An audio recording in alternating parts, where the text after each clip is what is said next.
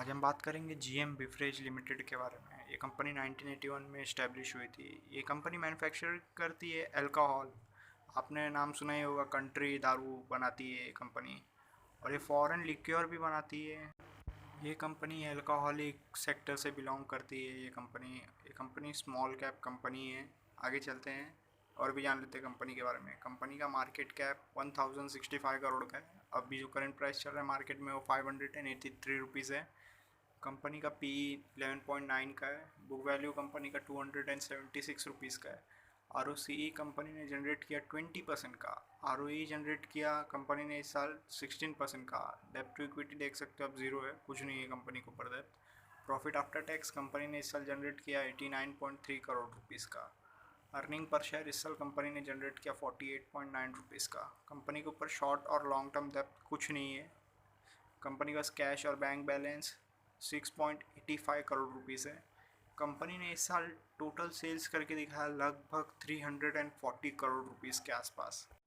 अब ध्यान से देखोगे, कंपनी अपने सेल्स का 25% प्रॉफिट जनरेट करके दिखा रही है, अच्छा खासा। और कंपनी के ऊपर कोई भी कर्जा है ही नहीं, इसीलिए डेब्ट ज़ीरो है। आगे चलते हैं और कंपनी का क्वार्टरली रिजल्ट देख लेते हैं। सितंबर क्वार्टर में कंपनी ने सेल्स किया था 73 करोड़ का, जिसमें प्रॉफिट बिफोर टैक्स रहा था 15 करोड़ रुपीज़ का। प्रॉफिट आफ्टर टैक्स रहा था 11 करोड़ रुपीज़ का। अर्निंग पर शेयर रहा था 6.13 रुपीज़ का। दिसंबर क्वार्टर में कंपनी ने सेल्स किया था 112 करोड़ का, जिसमें प्रॉफिट बिफोर टैक्स रहा था 28 करोड़ का। प्रॉफिट आफ्टर टैक्स रहा था 21 करोड़ रुपीज़ का। अर्निंग पर शेयर रहा था 11.55 रुपीज़ का। मार्च क्वार्टर में कंपनी ने सेल्स करके दिखाया था 128 करोड़ का, जिसमें प्रॉफिट बिफोर टैक्स रहा था 54 करोड़ का। प्रॉफिट आफ्टर टैक्स रहा था 45 करोड़ रुपीज़ का। अर्निंग पर शेयर रहा था 24.81 रुपीज़ का। जून क्वार्टर में कंपनी ने सेल्स करके दिखाया था 70 करोड़ रुपीज़ का, जिसमें प्रॉफिट बिफोर टैक्स रहा था 16 करोड़ रुपीज़ का। प्रॉफिट आफ्टर टैक्स रहा था लगभग 12 करोड़ रुपीज़ का।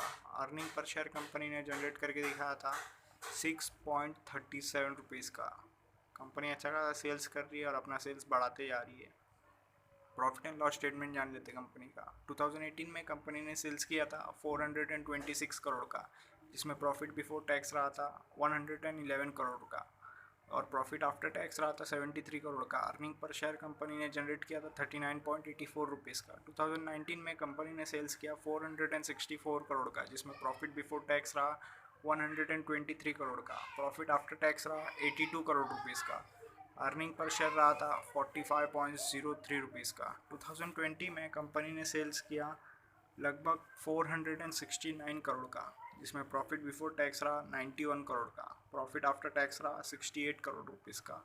अर्निंग पर शेयर रहा 37.12 रुपीज़ का। 2021 में कंपनी ने सेल्स किया 340 करोड़ का, जिसमें प्रॉफिट बिफोर टैक्स रहा 100 करोड़ रुपीज़ का और प्रॉफिट आफ्टर टैक्स रहा 80 करोड़ रुपीज़ का। अर्निंग पर शेयर कंपनी ने जनरेट करके दिखाया 43.82 रुपीज़ का। अच्छा खासा अर्निंग पर शेयर जनरेट किया कंपनी ने। प्रॉस जान लेते हैं कंपनी का। कंपनी लगभग डेट फ्री है, कंपनी के ऊपर कोई कर्जा नहीं है। रेशोज देख लेते हैं कंपनी का। पिछले 10 साल का average compounded sales growth ratio है 4% का।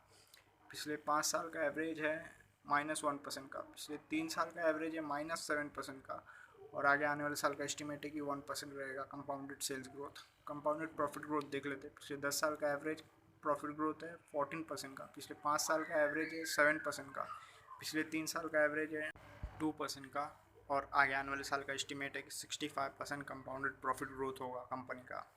स्टॉक का प्राइस कैसे मूव किया वो भी देख लेते हैं। पिछले 10 साल में एवरेज 28% के हिसाब से मूव किया है। पिछले 5 साल में एवरेज 4% के हिसाब से मूव किया है। पिछले 3 साल में -7% के हिसाब से मूव किया और पिछले साल कंपनी के शेयर का प्राइस बढ़ गया 48% का।